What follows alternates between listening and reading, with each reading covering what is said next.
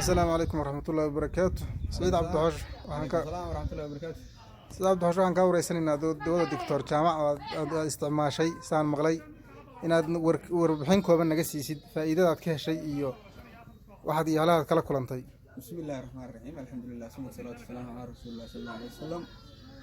دawada doctor jaamac anigu waan isticmaalay libana muddo laba jeer aan isticmaalay dad badan oo aan u keenay way jiraan marka haddii aan ku hormaro isticmaalka anigu aan isticmaalay dawadaas 2013 anigoo indha la yiraahdo oo aan reer lahayn waxaan dareemay xanuunkaasi wuxuu ahaa dhabarka heer waxaan gaaray inaan waxa kale yiraahdo salaadii ku kooci waayo oo anigii oo dhan maarata aan iska shakriyo isiraahdo xanuunkan kollay xanuun weligii aan qaban la yaabo aan isiriyo xanuunkan waa wax kale doctorkan yimid doctorku daawo ii qoray daawada ii qoray waxay ahayd daawo bil soconaysa waa bahalkan bootarkaayo la qasayo rabadaan bay ahayd galab walba markaan afuro baan caagad litir qaada ku shuban jiray habeenkaas oo dhan biyahaasaan iska cabbi jiray adigu bishii rabadaan waan dhamaystay dawadii bishii dhexdeedii anoon 10 beri markaan waday waxaan daawadii ka gartay wax badan dhabarkii waa ii fiicnaaday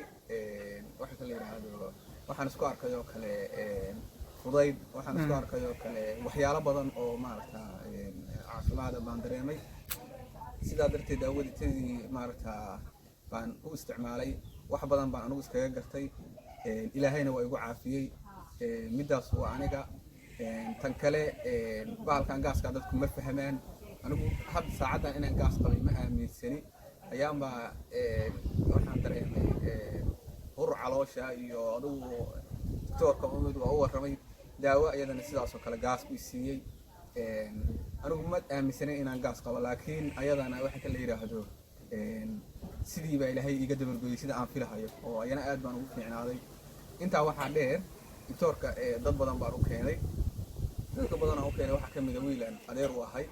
wiilkaas nin la yiraahdo waxa iska reemiye xoolo haysto meel degan oo dhowr jeer waxa leeyahay halgu iyo maaragta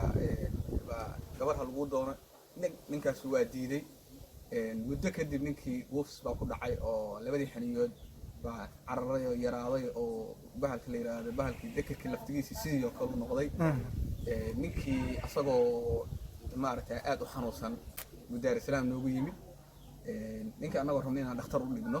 waa la quraan saaray dhakhtar anagoo rabnay inaan u dhignaan ilaahay amarkii doctor jaamac waxaan ugu nimid baan meesha ku kulannay doctorku wuxuu yiri 20 beri ninkaan u dhiso xanuunsan in badan baa xanuunsan 20 beri kaliya ninkaas dawadayda ha isticmaalo dhakhtarna ha u dhiginina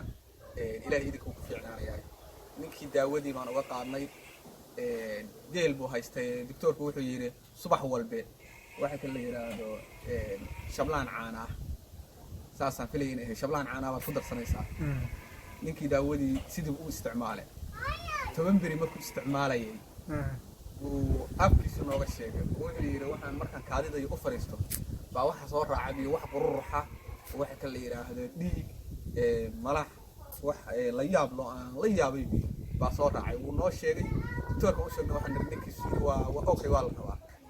ninkaasu 10 beri oo kale markuu isticmaalayay xaniinihii iyo dadkii wixii maaragta yaraaday oo dhan waa muuqdeen oo sidoodii ku soo noqdeen makaankoodii bay yimaadeen ninkii adigu daawadii wuu dhamaystay ilaahay caafimaad buu ka siiyay waxaan dawada jaamacada ku faaninayna aan been ku sheegayn ninkii bil kadib gabadhii la damcay in loo doono la rabay asagii baa isu kaashaday noola yimid yiri war hadda wax kale yiraahdo waxaan rabaa maanta gabadhii baa ninkii loo dhisay caruur bay u dhashay waa u degan tahay marka ninkaasna anigu waan u keenay aan yar u ahayo aan ku ogaaday ilaahay ku caafimaad ku siiyo dib dambe aan maanta wax dambe uga soo noqon marka daawada dhiradu inay daawo tahay laskuma hayo oo hadii geedo badan waxa jira qofka hadii malkumoodku lama baaji karo laakiin qofka hadii si loo qanaysiiyo ama qaniye ha noqoto ama cilad kale ha noqoto laga yaabo qof ilaahay caafimaad ka siiyo marka kollay dadku aqoon uma wada leh qofkii de ilaahay dadka ugu soo dhiibo oo maaragta uga faa'iideynayana in maaragta waxa kale yiraahdo laga faa'iideysto way quman tahay marka daawadaas waa boqolkiiba boqol anigu waxa kale yiraahdo waxyaalaha uu daweeyay fashinka baabasiirka galaha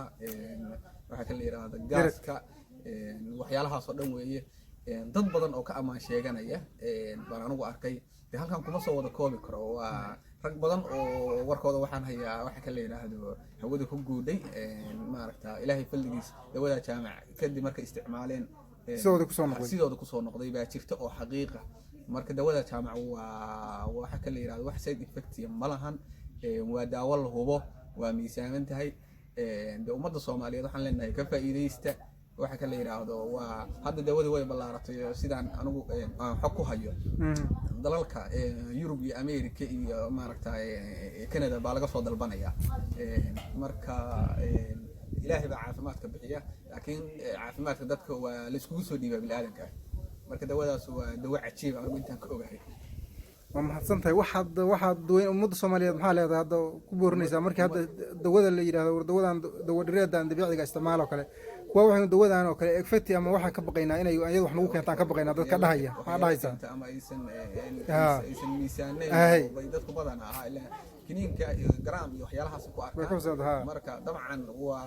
hadalkaas waa iska jiraan laakiin waxaan u sheegaynaa waxa kale yiraahdo dadka hadda jaamac doctor jaamac u duwaan gashan waxaan filayaa waa dhowr boqol oo qof kun madaxay geliyaan daysa ka badnay qof ka ama sheeganayo ku caafimaaday maahan qof ay wax u dhintay inaba hawl eekaatay ma jirto qofka hadduu yar yahay iyo hadduu sheeg yahay intaba daawo miisaaman oo wax kale loogu talagalay buu siinaya ilaahayna caafimaad buu ka siinaya marka haddii kolley doctor jaamac halhayskiisa wuxuu ahaa maaragta halhayskiisa wuxuu ahaa ilaahu halhayska waxa falliga ilaahay weeye waxaan aniga xagayga ma aha waa falliga ilaahay marka marba hadduu ilaahay la kaashaday wax walba waxaan filayaa inay maaragta ay sidoodii ku hagaagayaan daawadaasuna xaqiiqatan markii laga hadlo waa boqolkiiba boqol inta isticmaashay aad bay uga amaan sheeganaysaa markaati ilaahay taasaan ka naano جزاك الله خيرا كاسنا وهو سيد عبد الحوش عن كغان ورئيسيان